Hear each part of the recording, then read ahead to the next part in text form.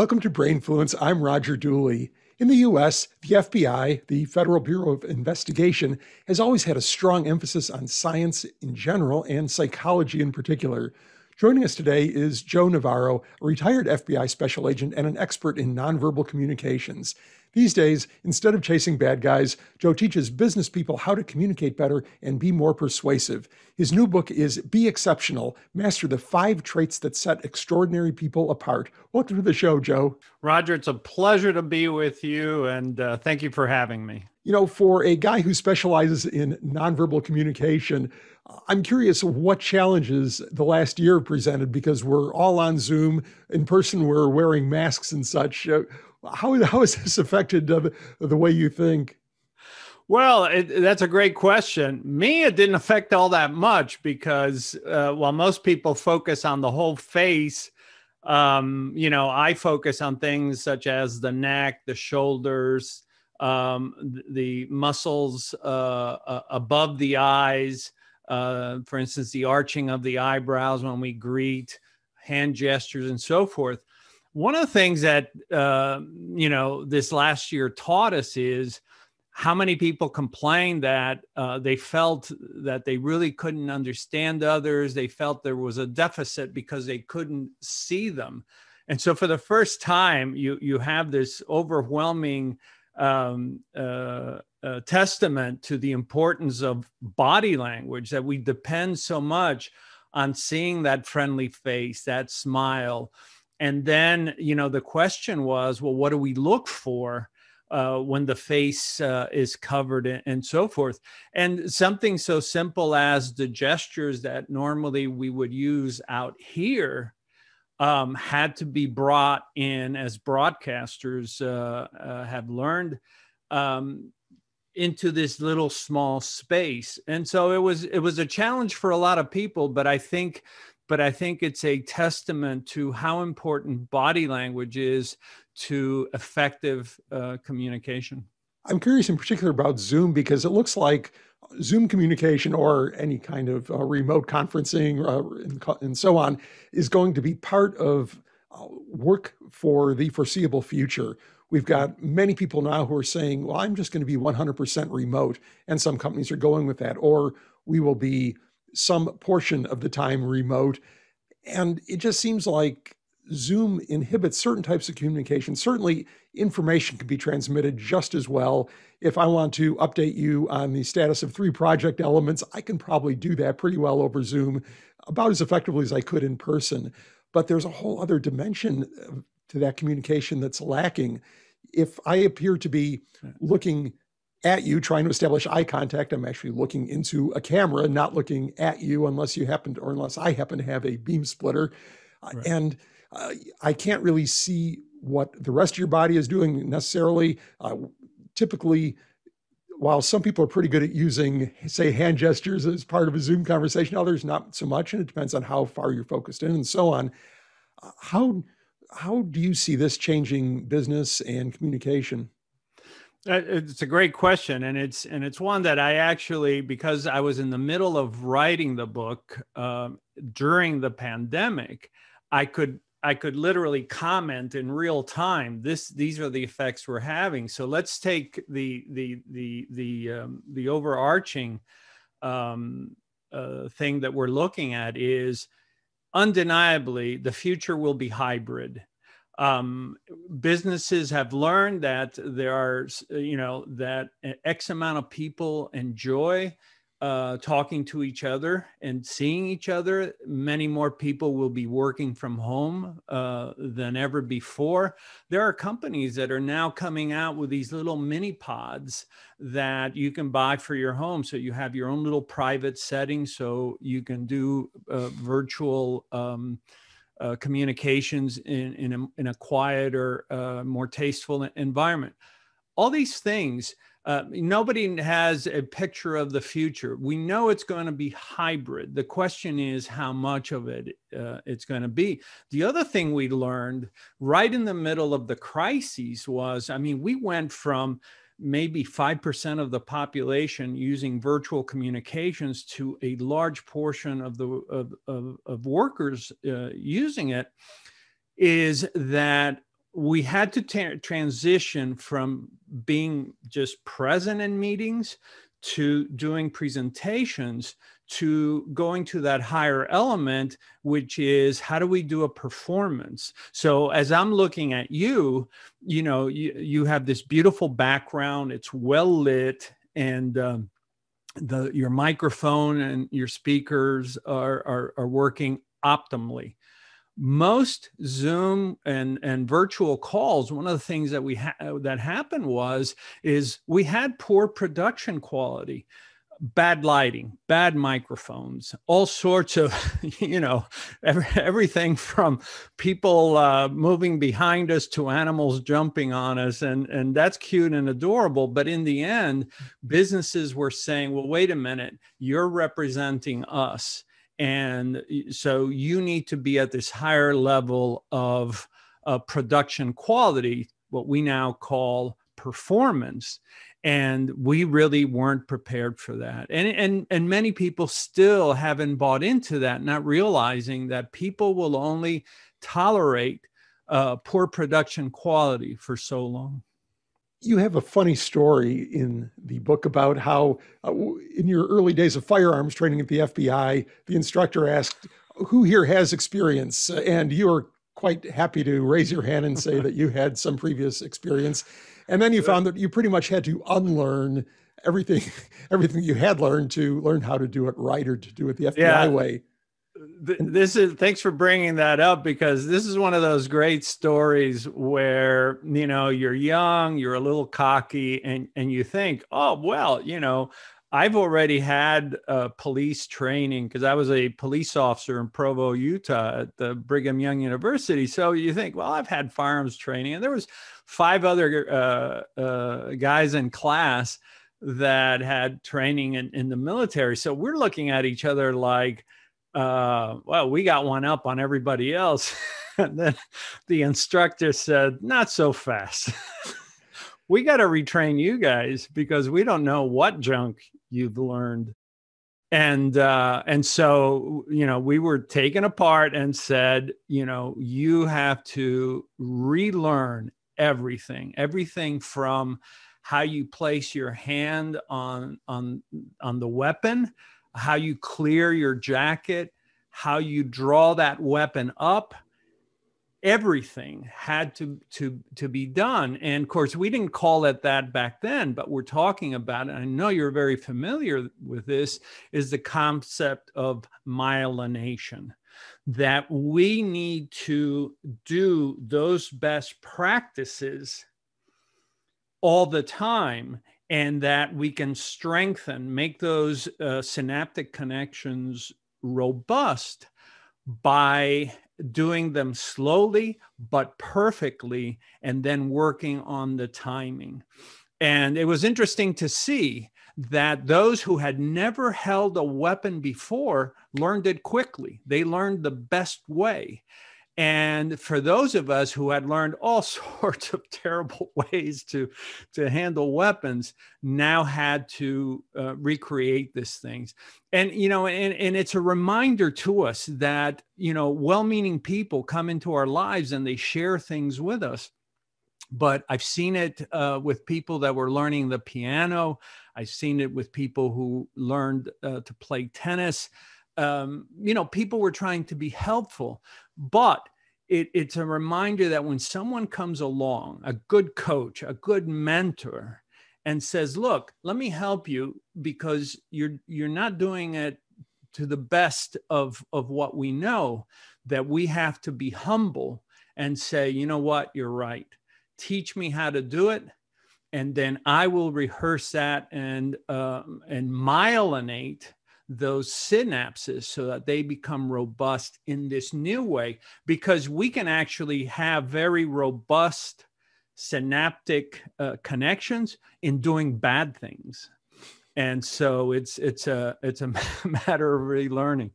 And that was a real humbling session for us. Well, I wanted to actually take that story in a little bit different direction, although what you're talking about with the myelination is that old saying, neurons that fire together wire together, and that the more you reinforce a particular pathway, the more automatic it'll be.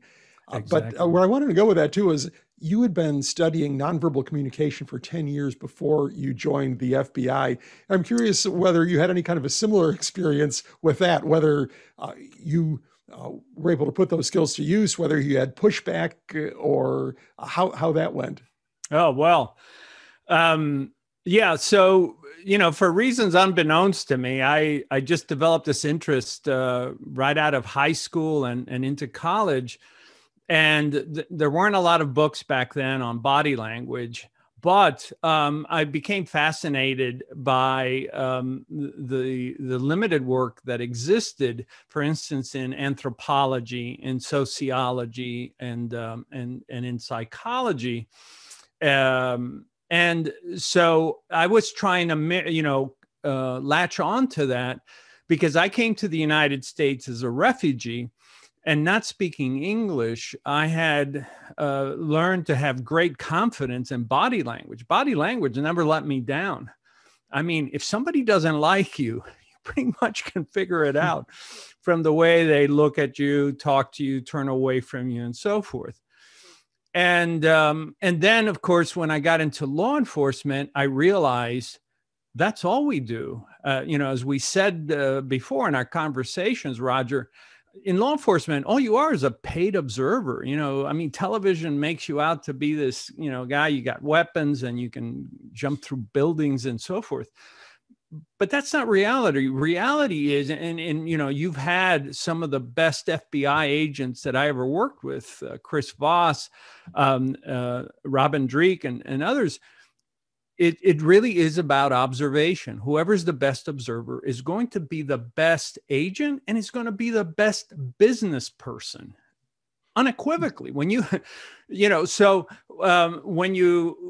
so as I started to collect information from all the fields, because nonverbals is an area that's not dominated by any one ology, psychology, sociobiology, anthropology, ethology all contribute.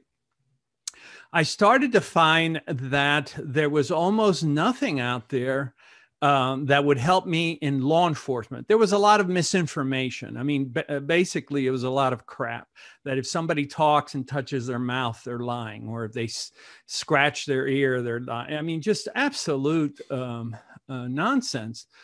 And so once I got into the Bureau and I began to apply it, and you're right, there was some resistance from the people, we affectionately called the dinosaurs who said, well, that's not really science, or we don't need that, or, stuff like that. But, by the time that I had begun to use it, and to explain the efficacy of its use, it became something that became more respectful. And then, of course, we hired the best. We hired Paul Ekman. We hired Bella DePaulo, Judy Burgoon, all sorts of professors that would come in and teach us. But the one thing that they couldn't teach us is what we would see in vivo. These are all researchers, but they'd never talked to a spy. They'd never talked to a terrorist. They'd never talked to a bank robber. And that's where we could contribute to the literature. And so when eventually the behavioral analysis program was created in the National Security Division, I in effect became the FBI's expert on body language, which included not only how to observe, but then what do we do with that? What do we do with that information? And that's what this book is about.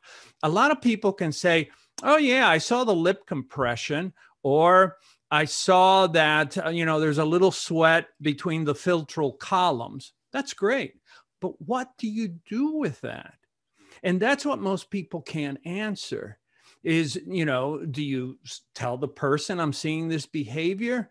How do we use that to assess others? And so when it comes to that all important thing of harmony and getting along with others and communicating effectively, we have to be able to dissect, interpret, decode each other in the same way that perhaps no one does it better than a parent or a mother with a baby who can understand, oh, he needs to go to the bathroom and so forth. But that only takes place because of observation. And so it was important, obviously, in the FBI. But later when I retired, I could, I think that's why my career post Bureau took off, is because businesses began to see, oh, this translates exactly into what we do. How do you hang on to your customers? How do you read a patient that maybe is holding something back? And so it's there was resistance, and there will always be resistance. But its efficacy is really unequaled. Joe, how do we become better observers? It seems like today we have so many distractions. A few years ago, if I were sitting alone at, say, an outdoor cafe table, I'd probably be looking at people, looking at birds, traffic, seeing what's going on around me. Today, my immediate instinct would be to pull out my phone and see, amuse myself that way. And I think that's pretty much what everybody does. If somebody's standing in line at Starbucks, if they have 10 seconds, they pull their phone out. And, how can our audience become better at observing? That's a great question. And you're right. We transition in the matter of 3 to 5 years. We literally transition from being a species, speaking as an anthropologist, who observed the world and would comment on the world and would say, oh, look at her, look at him. Can you believe what he's wearing? That type of thing. To, all of a sudden now it's go to the screen, go to the screen. What's happened, as you say, it's affecting our ability to observe. And let me say, it's affecting us in critical areas. In law enforcement, we have law enforcement officers who are coming on board who are not as good at observing as previous generations. And from talking to doctors, saying that we now have doctors who, are just switching from everyday conversations where they normally would interact with each other and nurses and patients to, well, we got to get this on the tablet because it's got to be an electronic file, and they're hardly making any eye contact. And of course, that contributes to the lack of eye contact. If you're a doctor and you're listening, lack of eye contact with your patient equals lawsuits. I've been there. I've testified. Now, how do we become better observers? One of the things that I try to teach, and there's a large section that I cover in the text, and that is, how do we go back to that magical when we were 6, 7 years old and we had that curiosity, that benign curiosity. And then later it's taken from us because people say, well, don't stare, or we gotta move along. You can, yeah, but I want to watch that alligator. No, we gotta go. We have to train ourselves. And the way that I do it is I compel myself to, the minute I walk outside, is to force my eyes to engage the environment, and even my nose, because I will take deep breaths to see, okay, what am I smelling, and so forth.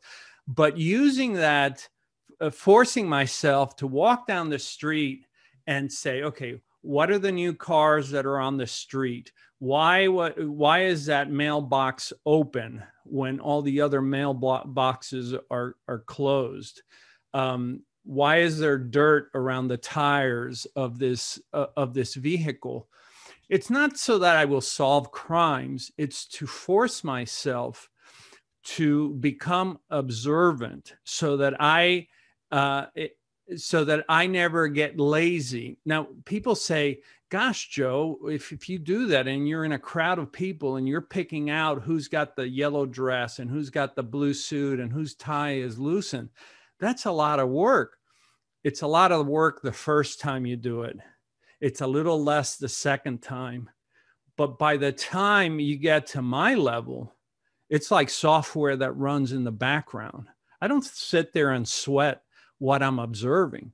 But if you ask me, I can break it down for you. I can tell you the blink rate of everybody in front of me. I can tell you where the exits are. I can tell you everything, but only because I have trained myself to observe. And so rather than becoming more difficult, it actually becomes easier. And so if you're in human resource and that person walks through that door, you need to be able to do that quick scan that says this person needs my attention because they're struggling right now emotionally, and they may be trying to restrain it. Most of us do, but they're breaking apart.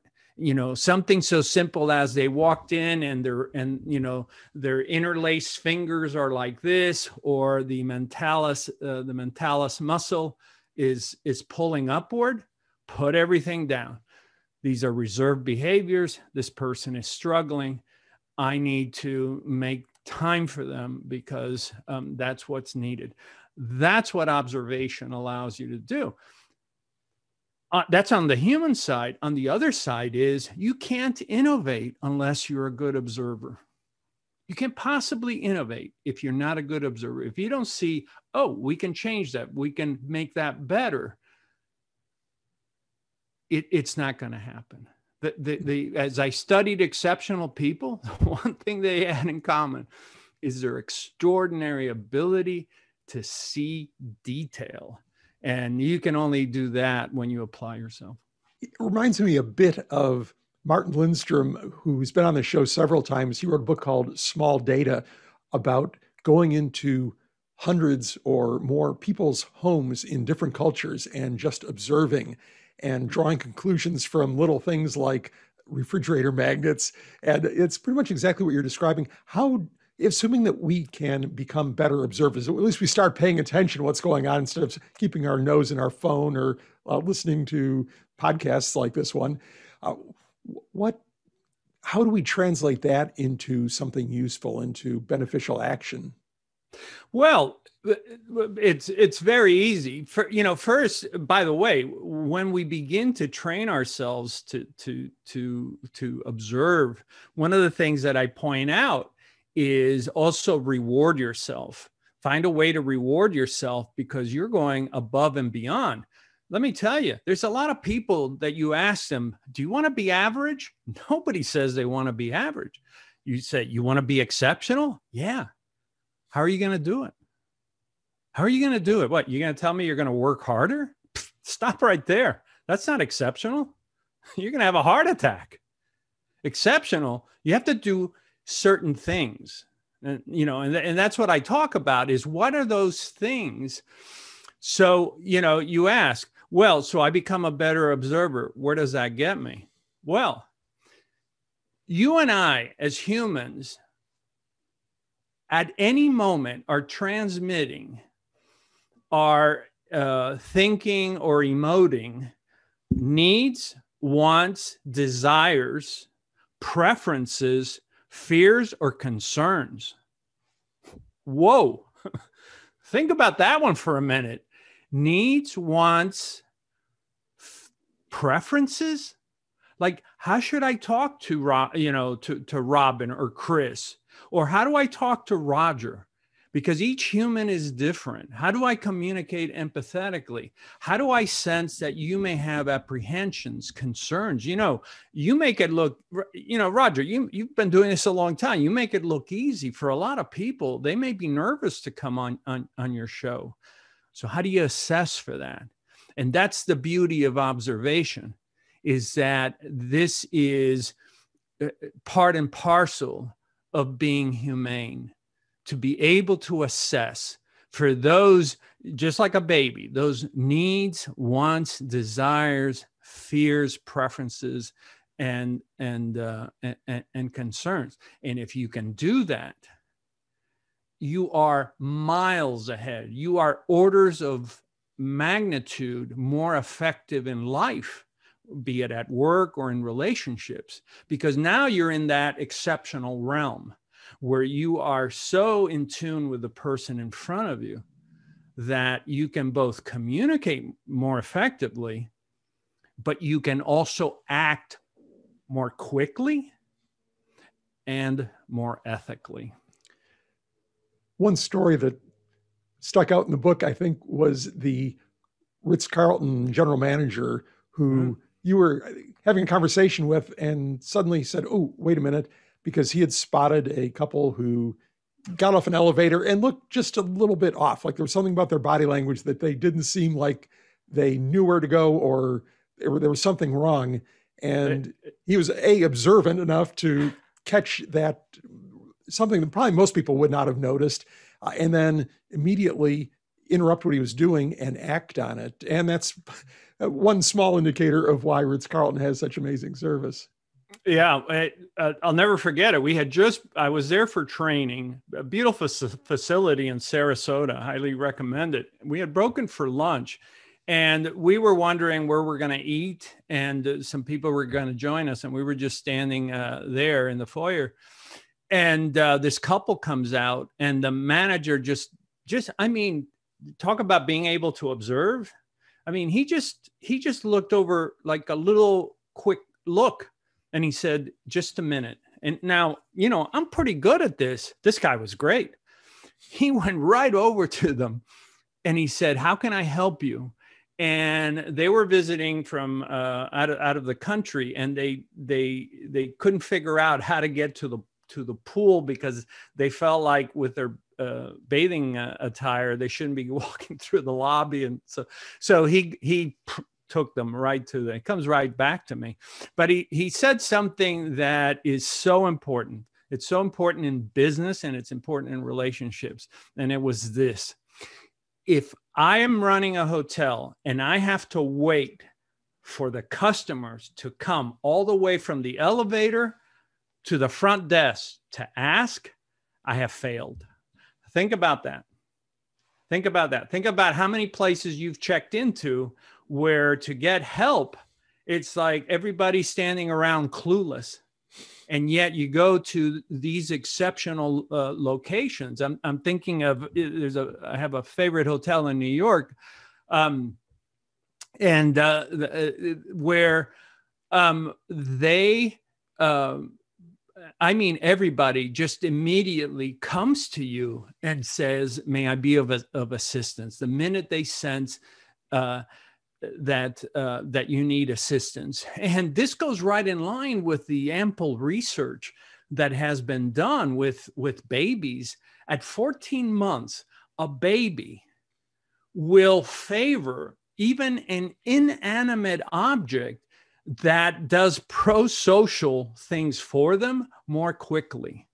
And so when I coach businesses, I said, if your valued clients have to jump through all these hoops to get to you, you're failing them, because you should be moving as quickly as you can towards them so that you create this wonderful thing called psychological comfort. Because whoever provides psychological comfort, that's who wins. That's who wins in life and in business. Another story in the book, Joe, is how running, you found now ex-FBI director Louis Freeh joining the running group of agents or trainees. And that isn't something you'd see in a lot of organizations, where you'd find the CEO jogging along with you. And it kind of ties into something, the long-term principle called management by walking around, made popular by Tom Peters in his In Search of Excellence book, about how simply not interacting with senior leaders only, but getting around and talking to everybody in the organization is important. So how do you find that fits into your philosophy? It's a great philosophy. You know, as agents, the FBI isn't, it's not like it's paramilitary, but we have a hierarchy. We have agents, we have supervisors, we have special agents in charge, unit chiefs, and so forth. And to get that message up to the director is convoluted. Louis Freeh, who, bless him, he understood what it was like to work with agents, because when he was in the Manhattan, in the U.S. Attorney's office, he worked directly with agents, and so he knew, how hard it was to, work on an agent's salary and so forth. And he would come to Quantico on Friday, which was his graduation day, but he would leave his home at 4 a.m. to make sure that he would hit the where we would run between 6 and 8, and we'd be running along, and all of a sudden we still don't know where he parked, but he would just come up behind us, and all of a sudden, I'm looking to my left, and here's the director of the FBI. I can't imagine Hoover doing this, and just, he's running with us, and he starts talking about, he's whatever we're talking about, he's talking about that. And he made sure that there were no hangers on from headquarters. He didn't want to have any deputy directors or assistant directors, or any of these people interfering with that, as you said, that direct line of communication between himself as the director and that agent who, is doing the best that he can with the resources and so forth. And it was a great lesson to me of the power of direct communication, of the power of direct observation and clearing, making yourself accessible. And I think businesses that do that, leaders that do themselves a great favor. They really do.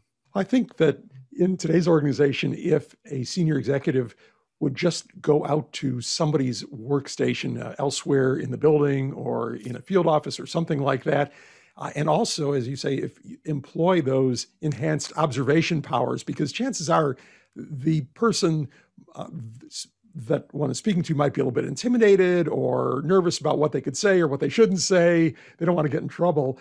But using those enhanced observation powers, they can come to some pretty important conclusions about maybe what to ask next, what to talk about, and maybe what actions might be helpful for that person or for the organization.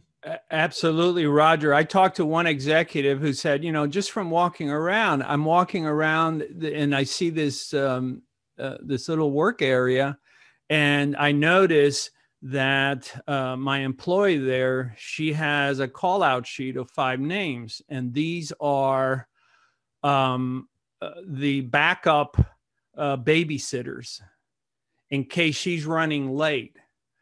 And he said, just seeing that list that was posted for her, said, you know what? I need to spend some time with her and see what she goes through, because, we throw things around and say, well, can everybody stay around for an hour? But for her or him, they've got to scramble and find somebody that will go to the school and pick up their child. And he said that observation alone helped me to create a program where the first priority was the control of time and for families, so that this immovable thing called, hey, school's releasing, somebody's got to pick up this child. And the fact that many schools now, even private, well, especially private school, says if you don't pick up that child within the first 15 minutes, we start charging you. And he said that made such a difference, but the biggest difference it made, it let the employees know that the boss cared. You think that person is going to go to another job? No, they're going to stay there. Why? Because somebody cares. Somebody's creating psychological comfort, and they did it by observation. And that's the importance of observation, is that when you train yourself to pick up on the little things, you'll be able to achieve major things. Such a great point, and probably a good place to wrap up, Joe. Joe, how can people find you and your ideas online?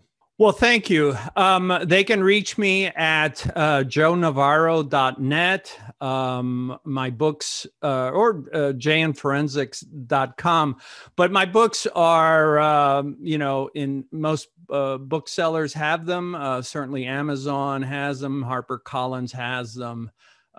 Major book dealers has them. And I do try to answer everybody's emails. So I think I'm fairly easy to get a hold of. But I want to thank you, Roger, for what you share, because I think this is what you share with the public is really important, and it's that humanity that is so powerful. So thank you. Well, thank you, Joe, and we will link to all the various places that you mentioned. And we'll also link, you mentioned Robin Dreeke and Chris Voss, both past guests on the show. We will link to the episodes with them for any of our FBI junkies. And everything will be on the show notes page at rogerdooley.com/podcast.